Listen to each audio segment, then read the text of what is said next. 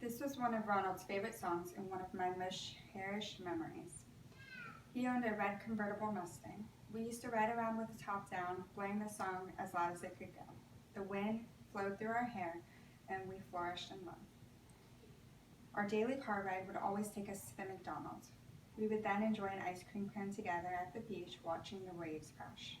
This is the way he lived his life every single day. He would cherish every waking moment, embracing the small things and recognizing the impact they had on making us happy. He was one of the wisest people I've ever known. He will always have one of the greatest influences on my life, decisions, and aspirations. We are gathered here today to celebrate the life of Ronald George Lawton. He was born on September 13, 1946, in Winchester, Connecticut. He then went on to enlist in the Air Force at the young age of 19. From there, he married the love of his life, Deborah, in the fall of 1968. Together, they had 4 beautiful children. He was my papa. He was my best friend. We shared a special bond. Our relationship revolved around sharing his favorite pastimes together. Some of these included golfing, bowling, video games, watching movies, and even poker. Everyone who has ever attended a family gathering knows you better bring your change, because there's a poker game in the near future. He loved to have fun and laugh. Love. He taught me how to love, what love is. He never let me down. Anytime I needed him, he was always there. No matter what the case, he was there with arms wide open. He was there to catch me when I fell, or even when life became a little too much to bear.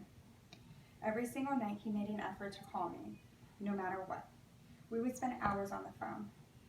Throughout college, I would call him every single night, because in a place with unfamiliar faces, a familiar voice is enough to get you through the day. Whenever something was wrong, he was on speed dial. He was the best at that. He taught me the value of reliability, trust, and unconditional love. Despite how small something was, whether he knew it or not, he was always teaching me things. Papa and I used to play a video game, called Heroes of Might and Magic. We played it, researched it, until we finally beat it. Now, one would think, you're done because you beat it. Well, you'd be wrong. We continued to play it over and over and over again. We played it until we finally beat the highest score that we could possibly do. We spent hours researching different back doors and codes to go ahead and have the best possible advantage. Much like his favorite song, every time we believed our work was done, we started all over again to do it better. Talk about overachieving. This is an example of what kind of man he was. He was the type of person where good just wasn't good enough. Everything he did was with his full heart, determination, and dedication. He put everything he had into every single choice he made. I will forever remember and cherish the lessons he taught me. In times of despair, he would say, "Blair, the only thing you can control in your life is your attitude." He was right.